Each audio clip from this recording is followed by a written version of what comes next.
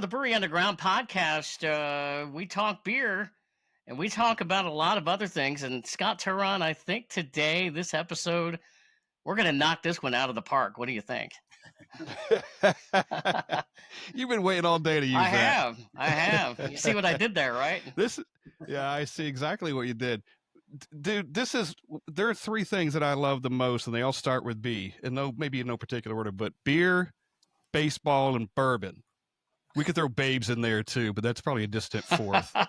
Anyway, but we're going to cover two of those four things today. We are, and the reason we're doing this is because, and this it hits home for me, man. We're doing an episode. It's the 1869 Cincinnati Red Stockings vintage baseball team, and we have two guys that represent them. It is Dave Juggles Fischer and Dan Mudder Thomas coming to you from Cincinnati in their vintage uniforms. Guys, I don't have a vintage uniform, but as you can see, I'm still a little decked out in my Cincinnati. You're representing the Natty. We like it. Trying to do it. Guys. He slept in that outfit. Yeah. Guys, welcome. We appreciate you joining us today. Thanks for having very much. Yeah, very much. And thanks for putting the uniforms on, man. That's even more than I could ever imagine. That's great. We wanted to be official here. It's official. And I'm glad you said uniforms, because we've done a lot of parades, a lot with the Red. Oh, I like your outfit. Oh, I'm like, my outfit, it's a uni. That's right. That's right. Get it straight, everybody. It's a uniform, for God's sakes. That's right. Yeah. I told Mudder a couple weeks ago, I was going through a drive-through, and I didn't have my hat on. I don't know if she saw the Red Sea or not. She's very nice at drive-through, and she goes, "Oh, you have a good day." She says, "Have a good day painting. You're a painter, right?" I'm like, "Not really." Yeah, it's the company name on the front here. Oh my gosh, that is funny. Scott said in the beginning that the things he likes is baseball and bourbon and beer, right? Yeah, beer. Uh-huh. Guys, I'm telling you what, I came prepared tonight. Look at this. I have some bourbon. Yeah. Cincinnati Reds shot glass. Wow. There you go. Toast to you guys. That is beautiful. In fact, I have several Cincinnati Reds shot glasses. Whenever I come up there, I go to the Reds gift shop and, I try to see what else they've got. As you can see in my background, I painted this room red about 7 or 8 years ago, hoping that maybe that would do it. Maybe that would get the World Series champions, the Reds, to victory. But, Yeah. Well, you brought your A game, so Mudder, we better bring our A game. Yeah. Tried to do it. I like the memorabilia on the wall back there. I got a whole bunch of it myself. I just got to finish my basement, and then maybe you guys can come to my house and we'll do a live broadcast from there. Oh man, that would be awesome. That would be awesome. I'd love to have you. Yes. That would be awesome. Thank you for the invite. Steve, you've got some in your glass still. I started with some. It's already it's gone now, but I'm gonna ask for a refill. I got a bourbon bar down in New Richmond, down the hill from my house. I'm up on top of the hill. Dan, why would you ever leave other than to go play baseball? He does live in God's country. There's no doubt about it.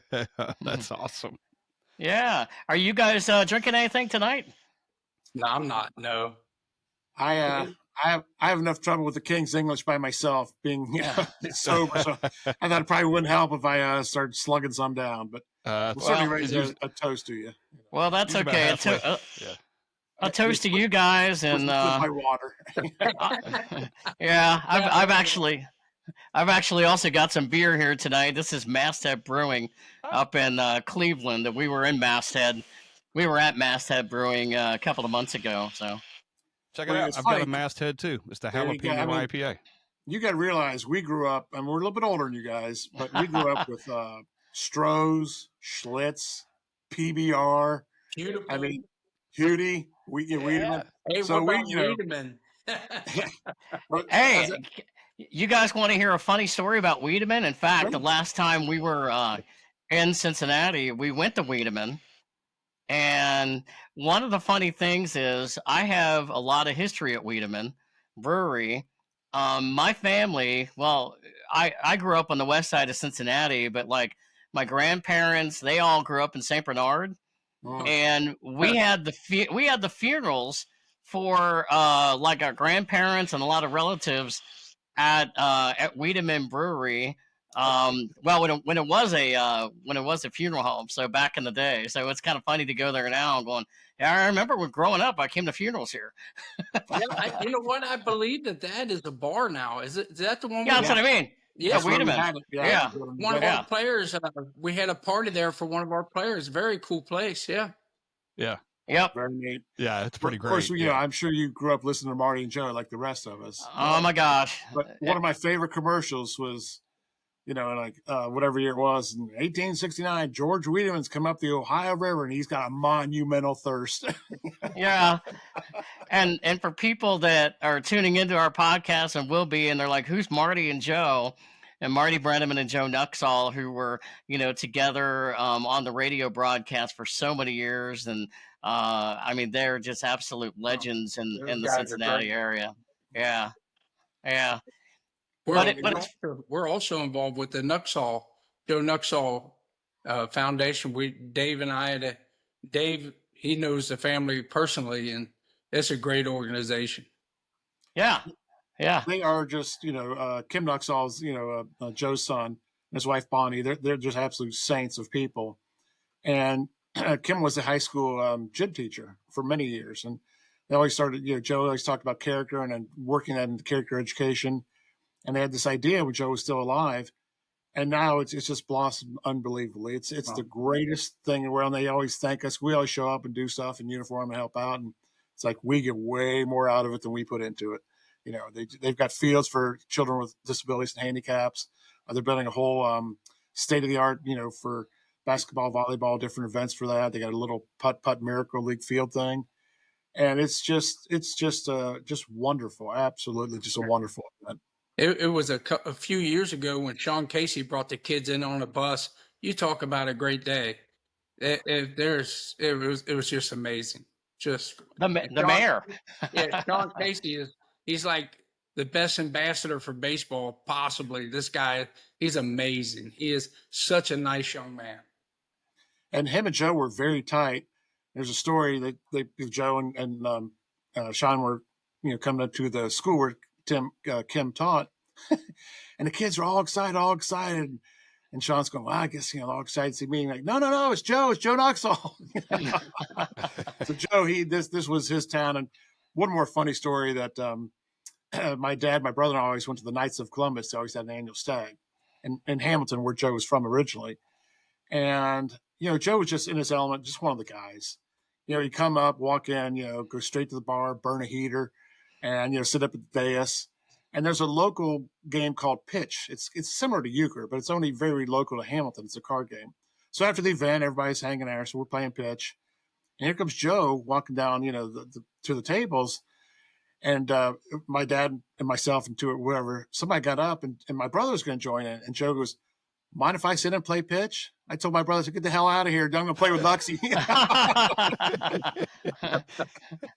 Well, and for people that, you know, that aren't of the age or may not know the history, not only was he a broadcaster for a long time, he also was the youngest player ever to pitch in Major League Baseball during, have I got this right, during World War II? Correct. Yeah. He was 15 years old. Yep.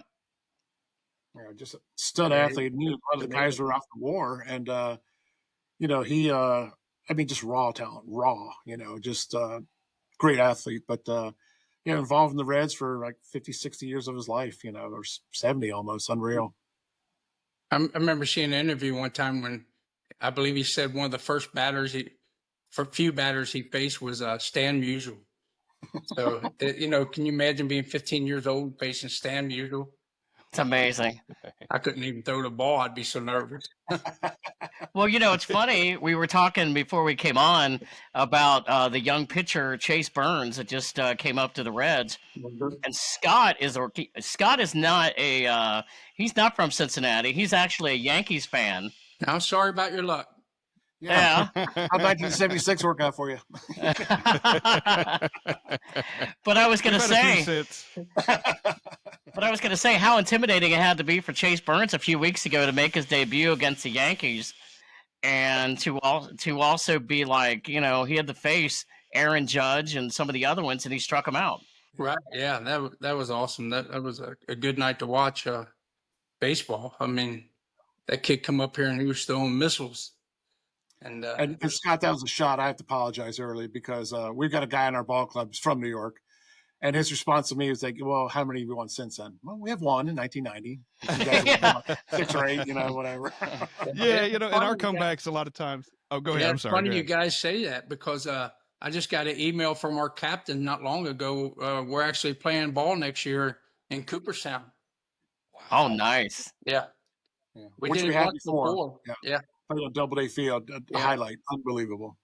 Holy crap! Is that part of like an invite or something you was working towards, or just part of a tournament or something? I don't know how we got there, but this is a number of years ago, and vintage baseball is pretty big in the Northeast as well.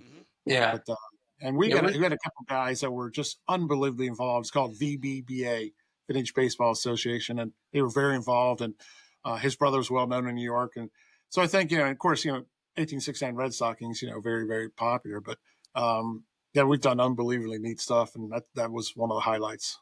Oh, that is so cool. That is so cool. I hope there's a way we can watch that or see a replay or something when that happens. That'd be cool. That was last year we finished the season off playing at the stadium where they filmed the movie A League of Their Own. Oh, nice. And that was so cool. That was in Evansville. That was in Evansville, right? In Indiana, yes.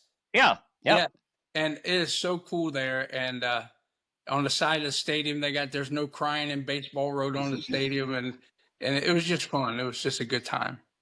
And it's old, and that's what's fun about vintage baseball. We play so many different places. We've been all over the place. And remember, we went to Boston. And we stayed out of the downtown of Boston, and we caught the subway, and we came up in the Commons Park. We had our uniforms on with bats in the subway. People are looking at us like, what the heck is this? And we still call that the Boston Massacre to this day because they kicked our butts pretty good. But we had a lot of fun. And Absolutely. After we played ball, we walked straight across the street and went to Cheers Bar. Oh, nice. Yes, it's the experience in those cases, right? Just the whole experience has got to be phenomenal. We got to play at the Jake. We played down in Lexington and Louisville, some AAA stadiums, and so Jose Rio, you remember Jose Rio from 1990? Oh yeah. And it was me and my brother, and my dad. We're all the way down there, and I'm just bitching about Rio. God, he's lost. He doesn't have this, and doesn't have this. And, we got to figure this out and everything. So. They called us out to go up in the field. What a suck up I am. I ran up right to Rio like he was my hero and my best friend in the world after trashing for 2 hours and ride down. And then Jose Rio, funny guy, he had the best line ever. He was married to Juan Marichel's daughter. And unfortunately, they got a divorce. And he goes, well, my God, she's taking everything else. I wish she'd take half my ERA. Great line. I'll tell you what, though, he burned them up in the World Series. I mean, I was so fortunate. I was at Game 1 of 1990 World Series, and it was him and Dave Stewart, and Jose was just throwing BBs, and then Eric Davis goes up to bottom first, launches a shot to straightaway center, and they're like, wow. Yeah, we're going to get back there one day, right? We're going to get back there and win again. Yeah, we hope. Before me and Mudder die, we hope. Hopefully in our lifetimes. Gosh almighty. Man, I hope so. We want it. Yeah. I hope it's at Great American Ballpark, too. We hope so. We hope so. I know Scott's got some questions because we really wanted to dive in, as we say, of, the 1869 Cincinnati Red Stockings, which was the original name of the team. And for people that are not familiar, the Reds were actually the very first Major League Baseball team. And for you guys, basically, it is kind of a tribute to all of that. And, you're a vintage baseball team and you play by the rules of the 1860s. And let's really talk about that, about what you guys do, where you go, and things like that. Okay. Well, this year, I mean, we're ending our season this year in Gatlinburg. To see, I got my schedule in front of me, which is pretty intense. But Wow. and a few weeks ago, we were in Detroit, and we played in Detroit, and that was amazing. They got a place there. It's called Deerfield Park, Greenfield Village. And it is, if you guys ever get there, I highly recommend it. It's very cool. But I was there as a kid. Yeah, we play, I'd say probably around 35, I would say 35 to 50 games a year, somewhere in there. Sometimes double headers. And matter of fact, we play this Sunday up in Tip City. So, and it's a double header up there too. So, we enjoy the game. I mean, and Juggles, he played longer than me. This is my 19th year, and him and his brother Dave, and it's just something we truly love to do. Once you get through your nah hole and then your high school, and if you don't go farther, then most people wind up playing softball. But this is my buddy got me into this, and it just stuck. I mean, it's the game, man. I mean, if you love the game, it's in your heart, it's in your blood. You just got to be around it. Well, and the thing of it is too, and I don't know, Steve, if you remember Rumpke, the softball fields. Oh yeah, Corey, out in your neck of the woods. Are they still there? Oh yeah, yeah, and, yeah. You've seen it. If you've been there, you got angry softball guy. He wants to, he wants to slug in, get in a fight, everything. And vintage is the total opposite. We do try to recreate as the game as was played, but it was a gentleman's game. We have one umpire that stands, off to the side, whether in first or third base side, and he'll make the call. And if it's a questionable call, because he can't see everything from that angle, well, they ask the players involved. And 9 times out of 10, everybody's a good sport in vintage. They really are. They're good dudes. And like, yes, sir, I was out, and he takes his medicine, walks off, because he was out, So very rarely do you get it, any kind of confrontation. Now, between the white lines, the guys want to win. There's no question. Yeah. And it's just, where do you get that opportunity at this age to play ball? And again, you get that feeling, you get little butterflies, it's game on. And, we, Mudder and I both play first. And, I'm kind of like Sean Casey. I'm just talking to everybody down there. But I've often said, guys, if you see us laughing on the bench, we could be up 20, down 20. And if we're up 20, we're not laughing at you. We're laughing at ourselves. You wouldn't know. Somebody's going to be on the hot seat. Yeah. And we get on each other all the time. I mean, let's face it, as you get older, everything slows down on you. I mean, sometimes people ask if I'm even moving. When I'm still running the first, they say, "Is that guy moving? Is he okay?" But it's you can still have fun with it. It's a good time. One of our good buddies, he was still a good hitter, and his son was playing. And so I got married and, children and stuff. So they both said they weren't going to play the following year. I said, Papa, I said, well, you can still hit. Guy could place the ball like a cue ball magician. It was unreal. And he goes, Juggles, they throw me out from right now. I'm getting out before they throw me out from left. So, Father Time, undefeated, untied, unscored upon, and he gets us all, And, but we've seen guys late 70s. We had a couple guys into their 70s. And, you don't, there's probably going to be an out, but you don't care because he's still out there playing ball. Yeah. The like one story, we talked about Cooperstown a little bit before the recording. And, I was raising 2 boys and busy with work and everything. And I was like, gosh, do we keep on playing, And we went to a bat shop, and I just picked up a bat. And it just felt like, gosh, I should buy this bat. It just felt so great. I took a couple little practice swings there, and I'm thinking, what are you thinking? This is the greatest game on the face of earth. Why in the hell would you ever think about quitting? It's just Mudder's right. It just grabs your heart and it won't let go. And you just want to be around it. Yeah. Go back to the gentlemanly part of the game. I listened to something on YouTube, and another example was if the other team might make a good play on something, you guys may even applaud that too at the same time. Is that kind of part of that same? Yeah. Yes, we do. They make a good play. It's a gentleman's game, and when you see somebody all out effort, you let them know that you appreciate that.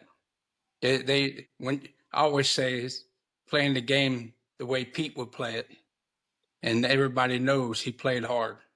Oh yeah. So yeah. A great quote of Pete was in the Hall of Fame, and they had all his hits, all the balls representing his number of hits.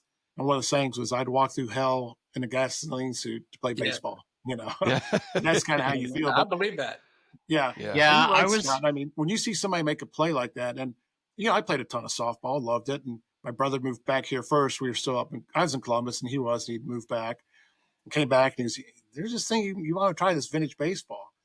So I had pretty good wheels back in the day, and I was always an outfielder, so I played left, and we don't use gloves. It's just, and trying to catch it just even when you're standing there stationary, much less running catch. And I would get to the point where I'm used to that glove, and I hit, and I'd be juggling the ball and and that's how I got my nickname of Juggles, because you're just juggling the ball, trying to say it. And speaking of, I don't be able to see it, but this is the ball we use. Yeah. And let me tell you, it's hard. It's hard when you first start it, and you're not wearing any gloves. Matter of fact, last year I tell a story. The first game of the season, the guy playing right field took a line drive and it broke his finger in right field. Oh wow! Yeah. Well, we hope the old vintage home has straws, because we all are. Yeah.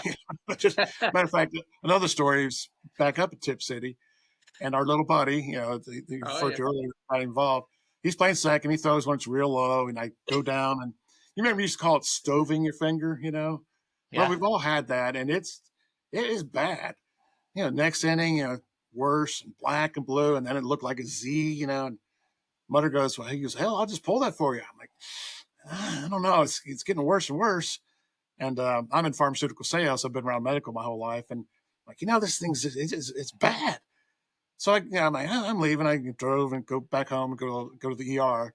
They come in and they're looking, that's a good one, and this, that, and they do everything. I'm like, I'm ready for okay, where's the hand specialist? Where's the operation? Back comes in. He goes, yeah, get ready. We're going to pull it. I'm like, damn it, man. My buddy could have done it for free. I get hit with a $50 copay here, $100 copay there. And I'm like, you're going to give me a towel to bite on? And you still be at the ballpark. Yeah, I didn't want to walk around with that thing. You know what I'm saying? Oh my gosh! Oh man! Hey, the ball that you show that you're using now, what's the difference? Do you know what the difference is between that ball and what they use now in Major League Baseball? I would say the stitching is not raised like a regular hard ball, and the hard ball obviously is a little harder. The core of it is a little harder. Otherwise, I mean, there's no way we could catch a hard ball barehanded as hard as some guys hit. But let me tell you, I can come home after a game and it'll take a week or more for the bruises to go away on my hand. Yeah, but you know what? I still love it. I come back again for more. And the other thing is too, I mean, they're factory made, and once they come off the factory, a new ball, it's like tell outfielders, hey, back up a couple steps. That ball jumps off there. But after a hard hit game, or if there's any kind of moisture, that ball start feeling the effects, a little bit more. Not that it gets mushy, but won't hold up to the consistency like a hard ball would for a majority of the game. But yeah, Mudder's right. It's those balls are coming at you, and you got a runner coming at you, and it's like it's not for the faint of heart. Do you have a technique when you try to catch? A line drive is one thing that's kind of reactionary sometimes, but say a pop up or something in the outfield. Sometimes I'll use my body, if you will. If it's a line drive coming at me, I'll let it hit my hands, but I'll trap it against my body. Okay. To help tone. And depending on, I've never really taken one in the gut real hard yet. If I do that, then probably some biscuit and gravy might come up. But But luckily, I haven't done that yet. Well, my technique is this. Yeah. You just try to keep it away from your face, maybe, and Man, that would be bad. I've What's seen that? it. Yeah. I was in sales for Jordan my career. I'm like, I don't care about the hands. Like, don't hurt the moneymaker. Come on now. Don't hurt the moneymaker. I tell you, one of the greatest things to me is when we travel, we go out of town. Some certain people, they really lay out the red carpet for you, and that's so much fun. Remember, we went to was that Philly? We played at the Lafayette Square, where they used to train Civil War soldiers before they go in. Wow. And we played there, and they brought us in on like Clydesdale pulling a carriage. We were all in the carriage, and it went around the whole square and brought us back. That was so much fun. People do stuff like in St. Louis, Boston, New York. I mean, well, and the other thing is too, we had a really good travel squad, and for vintage to work, you have to have a home and home. You just can't. And we're biased. We think we have the most beautiful field. And Steve, you probably you're familiar with Sharon Woods. Yes. Now, if you ever went back to what's called Heritage Village, we had some of the houses and stuff from 1800s time, but the field just outlay. It's just we're so biased, but you have to go and visit. And we had a great run of a number of years that it was the family would go. People bring their kids, and we all stayed at the same hotel and go swimming and do stuff with the kids. And it was a family affair. We included the whole family, and I'd be remiss if I don't give my little buddy Claire a shout out. She's Danny's grandchild. She's a sweetheart. She's lovely. Bill Dickman is one of a kind. He was our president for many years, and he is an absolutely wonderful man and a wonderful friend. And I got to tell you, I'd be lost without him. Yeah, we've just blessed with so many guys. It was him and Big Dog and Knuckles, and stick with the nicknames that really did a lot of work and did a lot of work for VBBA and scheduling, and our reputation is pretty pristine around the game, and those three gentlemen have a lot to do with it. This league has been around since 2000. Is that right? I thought it was before that even. Maybe it was before that. They actually used to be the Shamrocks. That was before me. Okay, and then they became the Cincinnati Reds Stockings. Yeah. Yeah. How many teams participate now in this? Oh God, they're everywhere. I knew you were going to ask, and I was going to look it up, and I got so busy. That's okay. But heavy in the Northeast, places like Nashville, grown. We tried to create the Reds, 1869 trip, and we did it a couple years ago, and we did get to play some places. We talked about California, but it just didn't pay out. But there are teams out there. I'd say maybe a couple hundred across the country, every bit of. Yeah, it's big. Now they do the World Series up in where we played in Detroit a few weeks ago. They have the World Series up there, and from what I hear, it's haven't done that yet. But from what I hear, it's very nice, and that's a cool park, good venue to play at. But by far, Heritage Village and Sharon Woods is the best. Better than any place I've ever played. That's amazing. We're a little biased. When you play other teams like that from across the country, do you guys have to settle on a set of rules? Because are they playing in the same era? Are they playing a little bit of different era? Are there certain things you have to work out ahead of time, rules wise? Yeah, we played different rules. Sometimes we played a one bound rule, where if they catch it on one bounce, you're out. I mean, you can hit I can't tell you how many times a good line drive to left field, and the left fielder just play it on one bounce and you're out. And I'm not a big fan of that unless I'm playing defense. But you're right. It's depending on your home rules, and people usually know it. And we'll go over the game, the two captains, and just go over some rules. But some guys have which is kind of neat. It mixes it up.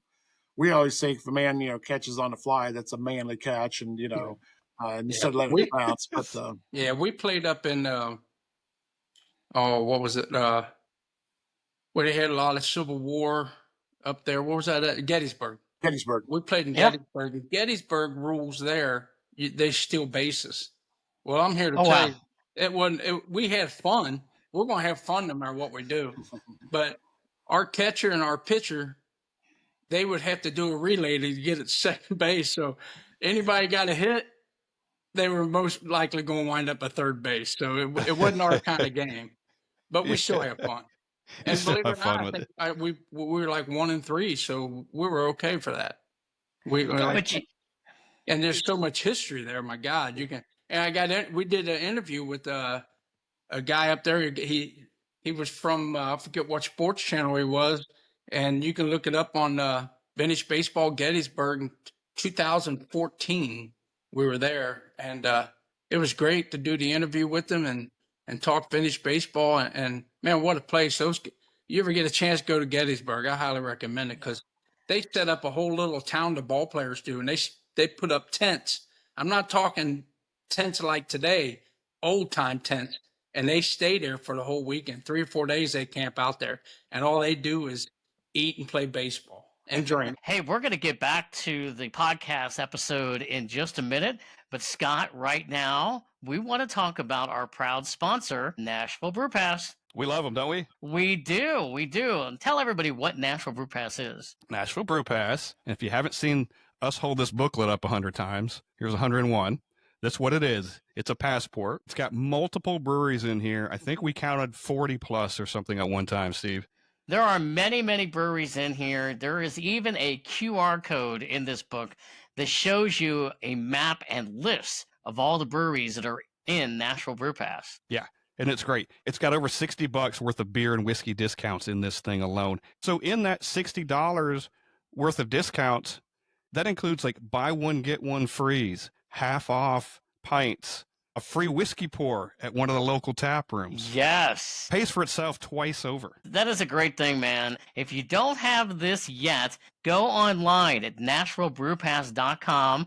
Also, go on their Instagram account, and you can get one of those as well. Get it and put in the code Brewery Underground Podcast. Get your $5 off. All right. That is awesome. The other things you get too, Steve, is when you go to one of the events, you don't even have to register. You just show up with it. It's like you're a VIP. You just show up with your brew pass. You're already on the guest list. And boom, you know what they're going to do? They are going to give you a stamp. Bam. Bam. Bam, a stamp. You got to get a stamp.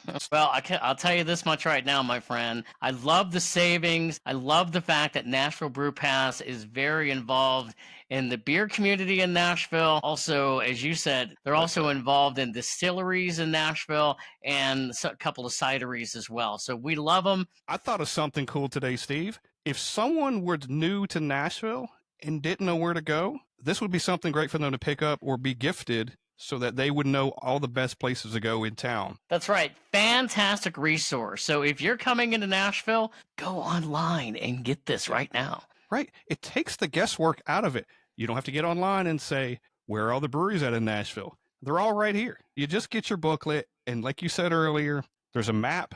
You look up the map. It tells you exactly where everybody is. That's our proud sponsor, Nashville Brew Pass. Now back to the show. Now back to the show. Obviously, you guys are having fun, but how important is it for the both of you and for everybody that's involved in your league and on the team to go back and look at the purity of the game and play the way it used to be That we try when it first started? Yeah, we try to do that to the best of our knowledge. We have some of the guys on our team they're like historians, and they get deep into it, and they make sure that it's followed as closely as possible. Yeah, and again, when I try to tell people about it, I think the easiest way to get people to identify, especially if they're not big sports fans, is, many people have seen the Civil War reenactment group, go on the fields and dress in uniform, and et cetera. And I say it's kind of like that. We want to reenact how it was, but yeah, it's to the game as close as possible. And, 3 gentlemen I mentioned earlier, our reputation is sterling. And, he always, would remind us, we have 2 meetings a year. And it's like, guys, let's not have Nike, logos. Let's have, black cleats and bats and keep it the way it is. Cause, some people, they may, think, oh, this is just a bunch of, baseball players, whatever. But we do want to, spread the word about how baseball was in 1869 and the various years we played. And, I think we've done a good job of that. But again, between the white lines, still want to win. Yeah, it's not. it's not a reenactment per se. You're doing it by those rules from the day, but you're legitimately playing the game. Without a doubt. Yeah. I mean, it's Yeah. once that game starts, I mean, it's just, balls to the wall. It's like, you go everything you can. And, it's funny. We, we've all been baseball crazy our whole lives. And, I never heard the word oblique until like 5 years ago. Like, Yeah. these guys, they roll out of bed and they're on the DL for, 6 months. But so we finally figured it out to our guys. Like, well, we're weekend warriors. We play, we go hard. And it's like, we never get hurt. So we kind of figured out that, well, you can pull muscle, but you can't pull fat. So that's the way we think. That's we've gotten by without killing ourselves. You figured it out. Yeah. It's funny because we could talk this whole podcast, and we want to focus more on you guys, but we could talk this whole podcast about how much the game has changed, even from my own perspective, right? So I've been a lifelong Reds fan. I grew up as a kid. I sort of remember the Big Red Machine, but I really remember you mentioned Pete Rose earlier, and I'll tell you, I'll give you an example. So I remember when Pete came back to the Reds as player manager, and I was at a game, and I knew it at the time that I was witnessing history when they played the Houston Astros, and he went up against Nolan Ryan. That's classic. And so I'm like, so here I am watching a game where, basically one of the best hitters, or probably the greatest singles hitter ever, and arguably the best pitcher ever. And the thing is, Nolan Ryan was known as a guy that would do the brush pack pitch.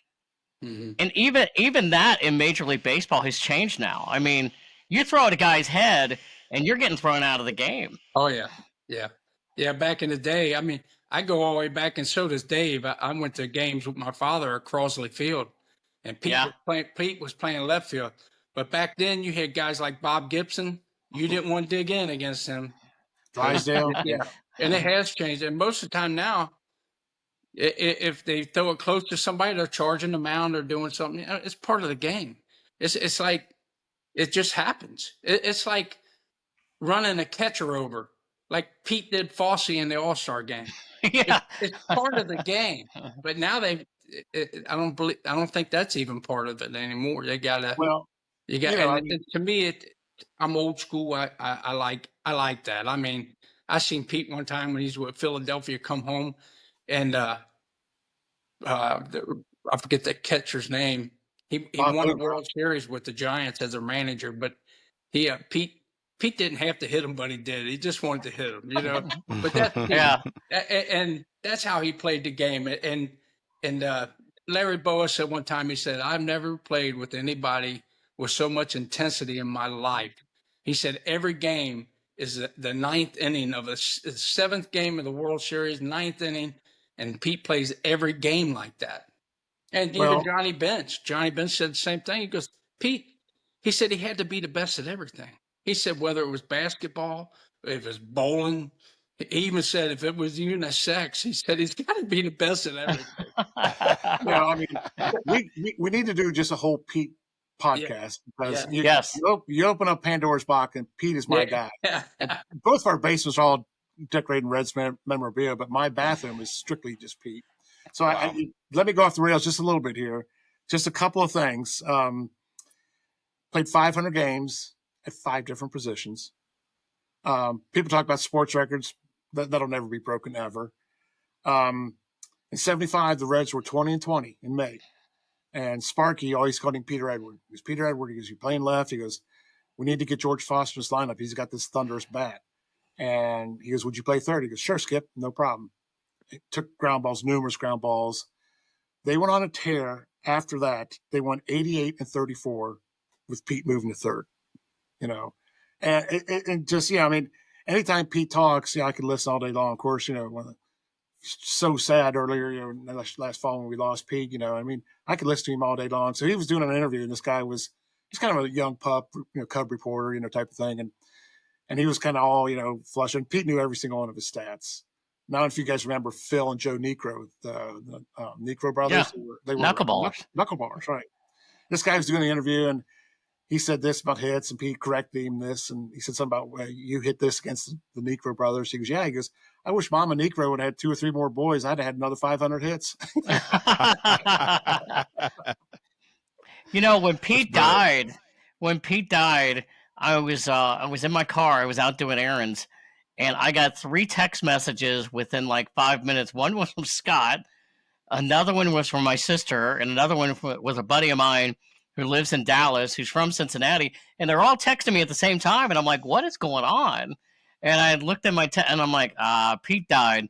And he had just been in Nashville the day before for a card signing or some event where the Big Red Machine had gathered. Yeah, I saw the picture of him and all the guys from the Big Red Machine behind him. He was sitting down. Pete was sitting down, and man, that was, he was like a hero to me. So it hit home. So should he be in the Hall of Fame, guys? Yeah. Oh, yes, without a doubt. No question. I say just making a point. Yeah. I say this though, isn't he already in the Hall of Fame because they already have his memorabilia in there? Yeah. It's just, it's a shame, and the thing that really, really upsets us is, did you guys ever watch his reality show? I think once or twice. Okay, he was with his wife, and they had the kids, and they were in Cooperstown. And I remember watching that, and she said, let's go on in. You want to go on in? He said, no. He said, not until I'm invited. And that was hard. That was rough because, like Juggles says, the man should be there.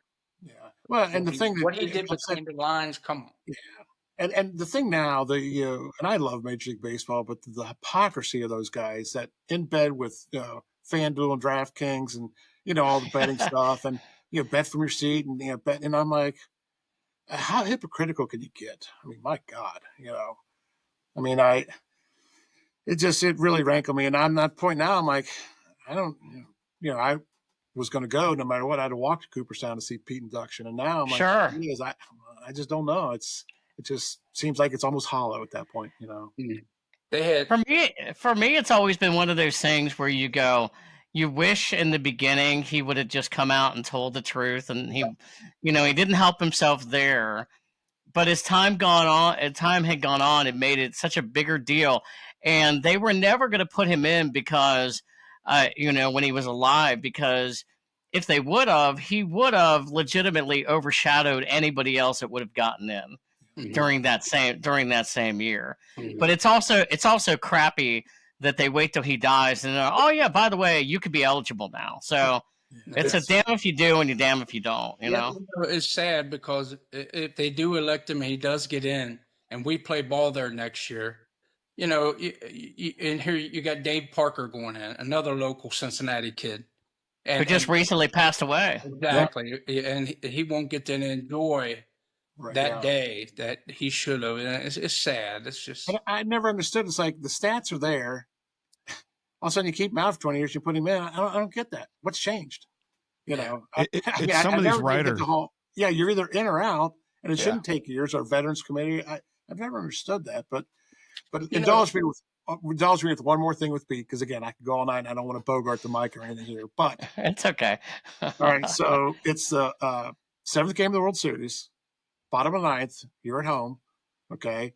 Tie game, man on second. I'll give you 3 guys to pick from who you want up the bat. Okay, obviously for me, one be Pete, the other one's Teddy Ballgame, Ted Williams, or Tony Gwynn. Who do you pick? Yeah.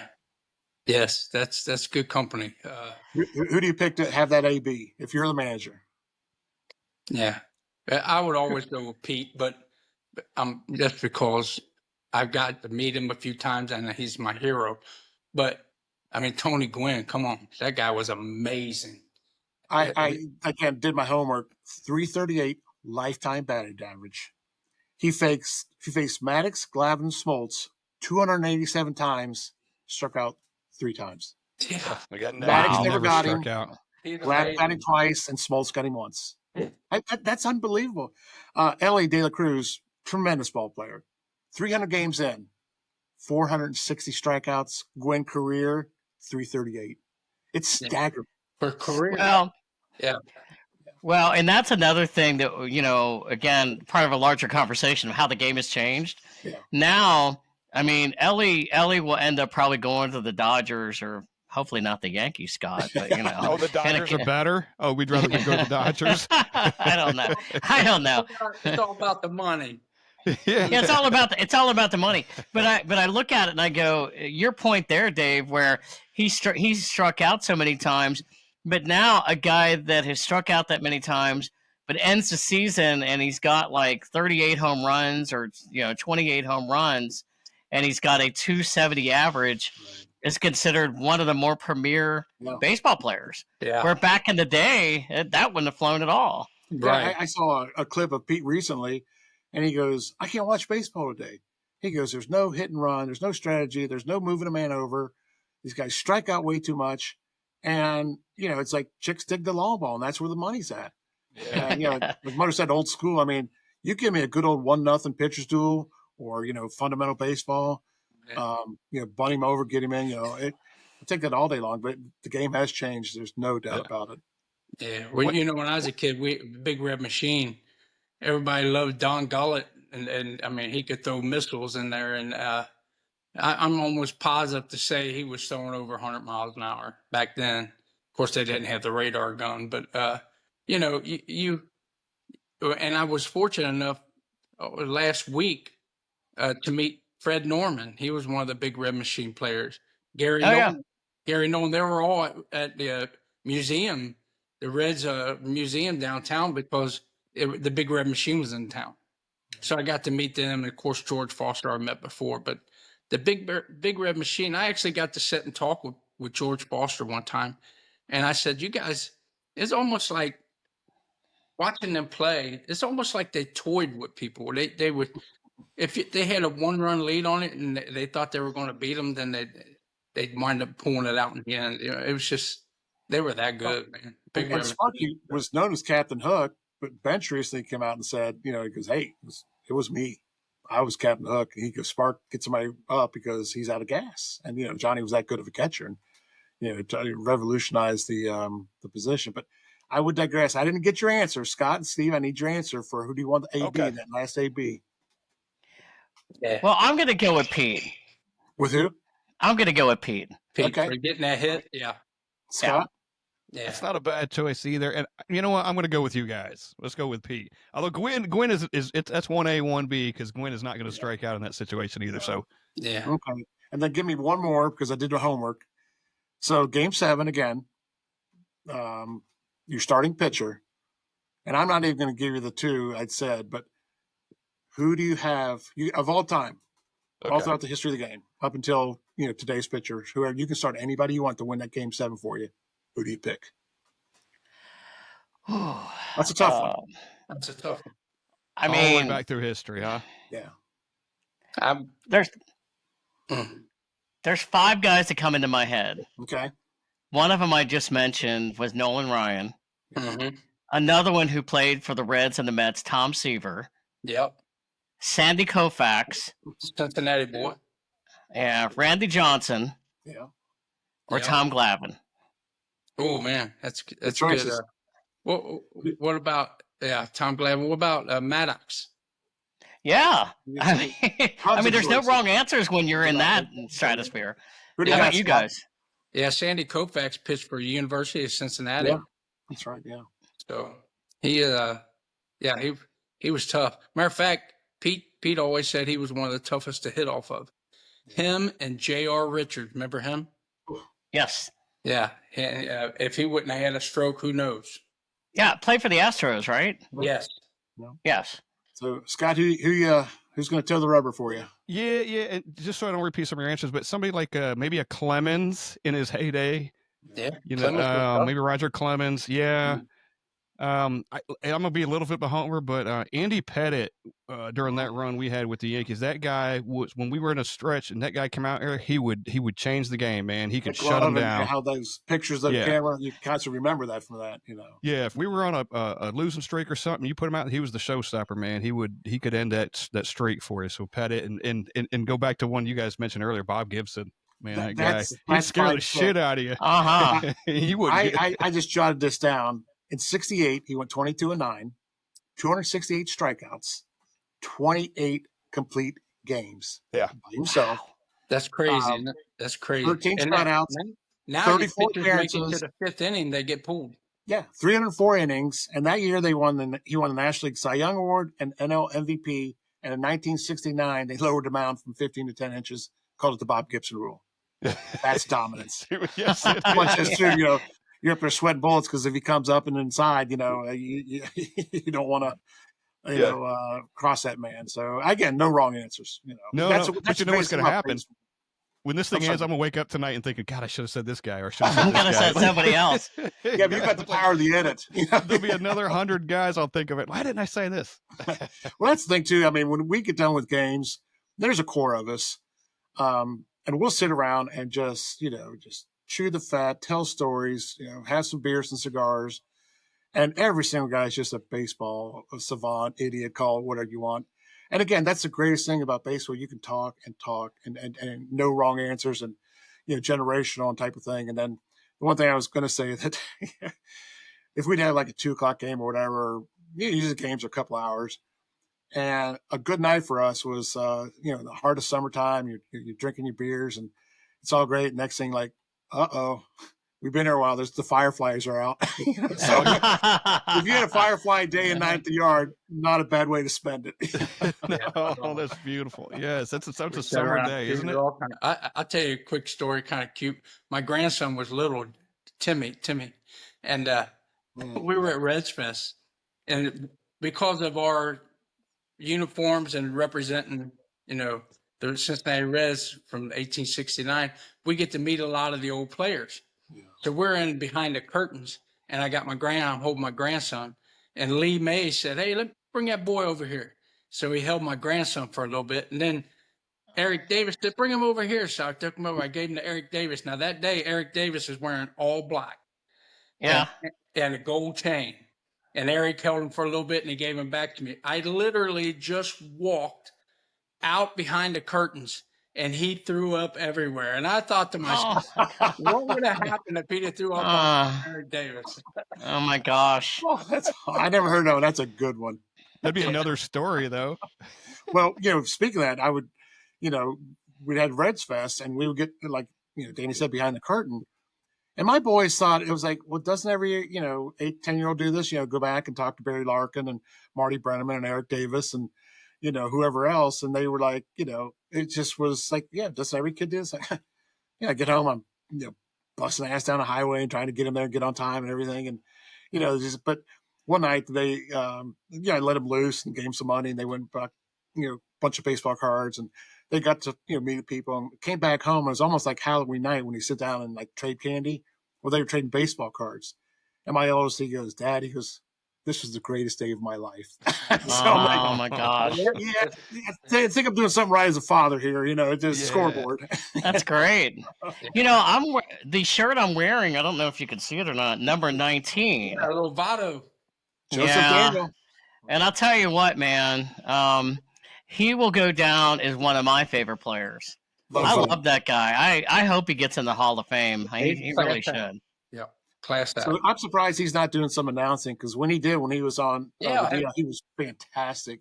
Tremendous. So I just said that the other day to my wife, where is Votto? Have anybody heard anything from him? Pretty much off the radar, off the grid. But, we'd be playing. He was my favorite Red of this, this last, current crop. Yes. Seemed to be a big gravitate to the first baseman guys, Pete, Tony, Votto. But he had a saying that, and we'd be sitting there, we get 6th, 7th inning, and he goes, "My boys, it's hit." He goes, "It gets late early." And that expression always stuck with me. I'm like, yeah, we got hit now, because it gets late early on. Next thing you know, like, oh my God, 8th, 9th inning. And, I just thought that was one of the coolest expressions. So here's a question for you guys. If you're fielding the all-time Cincinnati Reds team as to who is playing every position, is Joey Votto in the starting lineup? Ooh. I mean, let's face it, and Pete even said it himself, Votto could have played with the Big Red Machine for sure. Yeah. Wow. I mean, as much as I love him, but Tony Perez was the glue to the Big Red Machine. So yeah. Big You know, I dog, mean, man.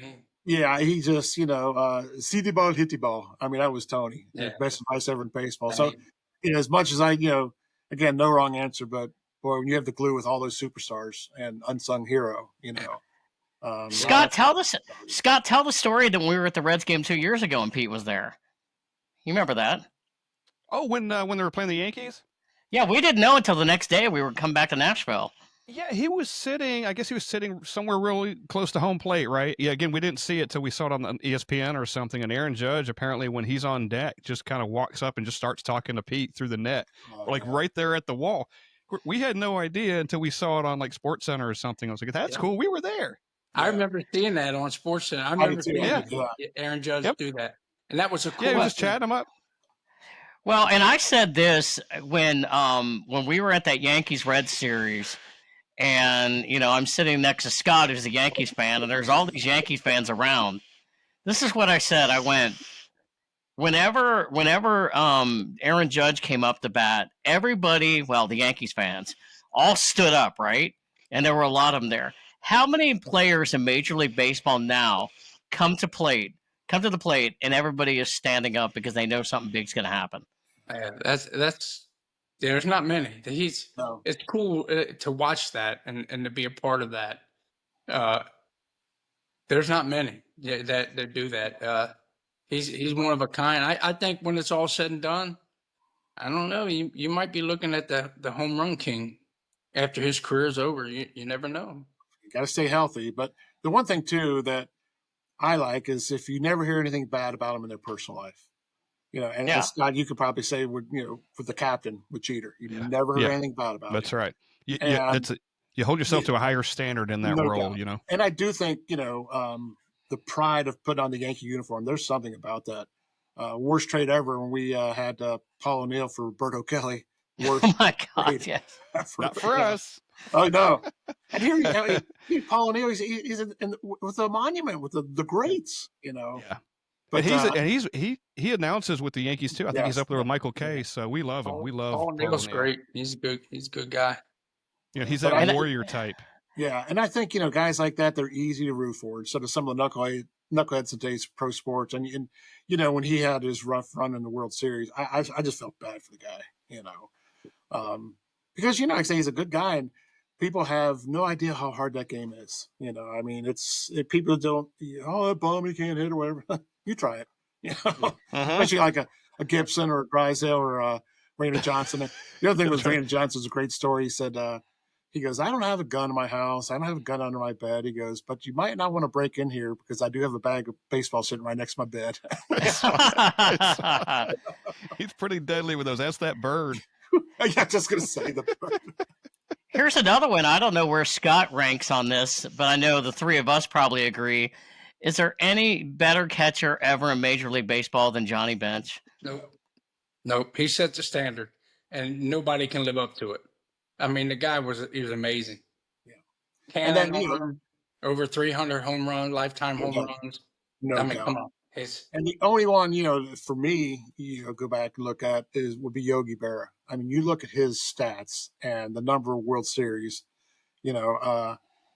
But yeah, Mudder's right. He just revolutionized the position. Yeah. Unbelievable. Smart. Again, he was Captain Hook. Wasn't Sparky so much, and he ran that like a general on the field. And pretty good run there. I tell you. Well, yeah. Go ahead. Oh, I was going to say Johnny he set a standard so high it was just hard to live up to. Like Sparky said, he said Johnny Bench was the best as far as position players, the best catcher that he's ever seen in his life. Now you're talking about a man that's seen a lot of people play baseball, and coming from a three-time world champion, once with Detroit and twice with the Reds. Yeah. That's saying something. I mean, well, and further on that, and I haven't looked at the stats of comparison. Say Yogi Berra, who's obviously right up there too. What a lot of people may not realize is that Johnny Bench actually was the last year. I think it was the last year of his playing career. He played third base because his knees were basically shot, and so he was 35 when he retired. And, so basically he spent 34 years, well, not 34 years, but he was 34 when he quit catching. And a lot of guys have, deeper in their careers, they're still playing. I mean, that alone, over that period of time, it's amazing. Yeah. But the guys today, let's face it, they're bigger, they're stronger, faster. They have more things that they can do to put them at that level. Yeah. It's hard to compare errors. Travel and weights and equipment and dining and all that stuff. It's very hard to compare errors. And then, and not to get off because it's, a different tangent, but, when you talk about MJ versus LeBron, to me, there's just no comparison. There's none. To me, it's MJ all day. Yeah. Same here. Yeah. And if you have to call yourself the GOAT, you may not be the GOAT if you got to call yourself that. One of you guys mentioned, I think it was Steve mentioned Yogi Berra. I mean, what a career that man had. Yeah. I mean, look at all the World Series he won. He was a good catcher. Well, then, those guys too. I just think Bench was just a little. Yeah. He definitely had a better arm. I just give the edge to Bench, but Yogi Berra by far. And again, he was a good catcher.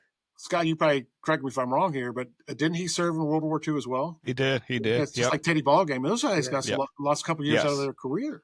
Yeah. And again, they don't make them like that. You're unbelievable. You're a major league ball player, and you go serve your country, and no easy things. Both I think were aviators and flying missions. They just don't make them like that anymore. Yeah, you got to give it to the old timers. You think about these guys didn't make much money, not like they do today, not even close, and they would get winter jobs. Yeah. When it was the off season, they were doing something else or barnstorming or something. They went around the country to make some actual real money. I always wondered, and see what you guys think about. And Steve, you're from Cincinnati. Arnold's Bar, downtown Cincinnati. Yeah. I always heard stories that the original 1869 Reds would go there and have a beverage now and then. Wow. I wonder if that's true. I don't know. that would be cool to find out. What do you think, Dave?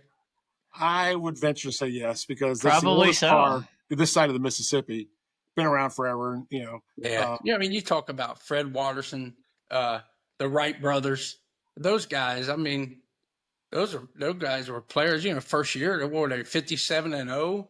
Yeah. I mean, it's crazy how those guys played, and they got the plaque in front of the Union Terminal. You know about that, right? Yep. Yeah, it used to be the Union grounds where they actually played baseball. The Red Stockings, 1869, that was their home field. Yeah. And, back then, I've heard stories of 20,000 people showing up to watch them play ball. Yep. That's crazy. And it goes from that, and then the Palace of the Fans, and was it Red Stockings land, and then it went to Crossley Field, and then on to Riverfront. It'll always be Riverfront to me. And now we're at now we're at Great American. So I guess you're really getting old if you've seen and been to 3 different stadiums in your hometown. I'll do you better getting old. Went back to I was driving through. I went to college at Marshall University in Huntington, West Virginia. And went back to, just visit campus. I was driving through there. And I'm like, it was right here. My dorm was right here. So, when the hospital you were born in and your dorm room in college are both gone, you're old. So I'm like, ouch. Hey, the guy, when we played in Boston, we played at the Commons Park there. And some of the guys, they went to Harry Wright's house because he ended up in Boston, right? Wow. I actually got one of the guys brought me a shingle that fell off his roof. I still got it. Well, speaking of Arnold's, going back to that for a minute, great little neat bar, and there's a really, really dear friend of ours. His name of his band is Jake Speed and the Freddies. Yeah. We've had some nights. We used to have kind of like opening for the baseball season, and Jake's an English teacher and unbelievable. Really, him and his guys, very talented, kind of like old timey music, so to speak. And he's written songs about Reds and Red Stockings, and one is Azago the Men, and it's a great song if you look it up on Spotify or YouTube or whatever. But Jake Speed and the Freddies, and sings about the 1869 Red Stockings and how neat it was. But we'd have those nights at Arnold's, and we'd be in there and we'd just be throwing out Cracker Jacks. We'd all be in uniform, and Jake was singing. And, again, stuff like that. Who has that?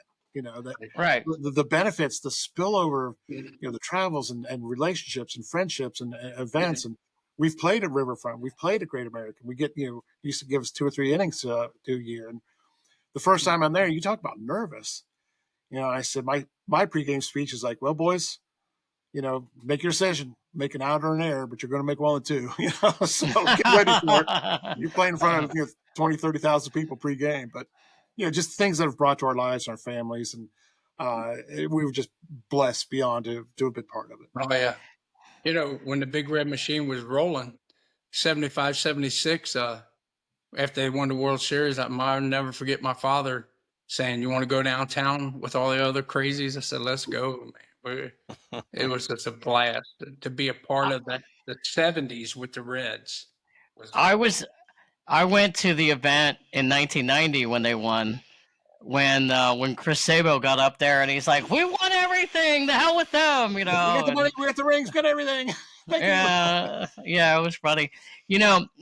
Going back, a thing came to my mind when you were talking about Johnny and Pete. I remember the restaurants that they had in Cincinnati. Northgate, your neck of the woods. Johnny Bench's Home Plate, and Pete. I don't remember the name of Pete Rose's restaurant, but I remember going there. Wasn't that it? Pete Rose's restaurant, I thought. It may have been. That may have been the name of it. Yeah. Yeah. Yep. And it's funny you talk about Chris Sabo and now his daughter's Annie. That's funny. She does a great job. She really does. Yeah. Yeah. Oh. Yeah. So it's growing up in Cincinnati I wouldn't change a thing. I know, Scott, you're from New York, and you had let's face it, the Yankees were how many World Series went through that place, and the team they had. The stars there, the Mickey Mantles, the Babe Ruth, Lou Gehrig's, those guys, and even like you said with Aaron Judge now and Judge, and then they just had so many good players, Yogi Berra. So baseball, come on. I always tell everybody it's the greatest sport in the world. I get a lot of criticism because, football is kind of starting to take over a little bit here, but Cincinnati will always, I don't care what they do, will always be a baseball city. You're right. And America's game is football. There's no doubt. You look at the numbers and everything, but I always, we're having discussions. I asked people, I said, what do you think means more to the city and surrounding tri-state area? Reds winning World Series or Bengals Super Bowl? And so many people say Bengals Super Bowl. I said, well, no. But you don't know about a little old lady in Western Hills that's sitting there and keeping a scorecard at her game, listening to the radio. You don't think about the guy down in Indiana farmer that's just plowing fields and listening. You don't think about the guy from West Virginia that saved a whole week's of summer just to bring his kids up, to attend a game. And there's a lot of closet fans and a lot of people, they can't afford that, a couple $100 ticket to go down and see one of the 8-10 home games in football. So, it pains me to say that America's game is football, but I think Mudder's right. I think Cincinnati, we are a baseball town. And I have to capitalize on that question or that statement with this, and you guys I know, and I want you to talk about this because you've been involved in it. I've been to them. There is nothing that I've ever attended ever in my life that comes bigger than opening day in Cincinnati. It's the best. Well, I got to tell you a story quick before Danny hops onto it. So you talk about his little grandson. Was he 3? Danny, or 2? Joey was, Timmy was 1. He was 1. So he gets a uniform made. We had a lady that would sew these uniforms, and so he got it to his size. He's an opening day parade, and Timmy, a precocious little fellow, he was able to walk, and and so he let him walk, and people are just going crazy. And I told Dan, his wife, and everybody, I said that little guy had the whole Cincinnati in the palm of his hand. He was the star of the show that day. We always say that. And of course, now fast forward, he's 16, 17, just a wonderful. He's wonderful 15 now. He's 15, and I got his uniform framed up with he made the front page of the paper, the Inquirer, and that's my granddaughter the next year. And she was in a commercial her first year doing opening day parade. But those are memories you can't replace. And that's what's vintage baseball. If it wasn't for vintage baseball, none of that would have happened. And Yeah. that's why I love the game so much, baseball in general, but the things that come along with it with being a Cincinnati Reds stocking vintage ball players, you can't beat it. You just can't do it. It's I don't know if you guys are hackers. We're hackers for golf in the off season type of thing. And, I've never had a hole in one and I would love to, but, if you sit me down, you can only play one of the two. There's no question it would be baseball. I mean, it's just that, you're out there and you're looking around on a beautiful sunny day. And if you're having a good day, it makes it easier. But it's like, this is heaven. This is nirvana. And speaking of that, we did go out to the Field of Dreams. That's another one, which was a highlight. We're out there and we got pictures like we're coming out of the cornfield. And then my son didn't know it enough because they were younger. But if he was probably thinking, I was like, "Hey, Dad, can we have a catch?" I mean, take your kids to the Field of Dreams, and we were lucky.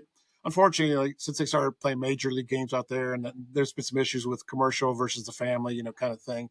But we were there, and it's pure purity of the field before a lot of stuff how it's grown now. But again, just probably the greatest baseball movie ever, and there's been a lot of them.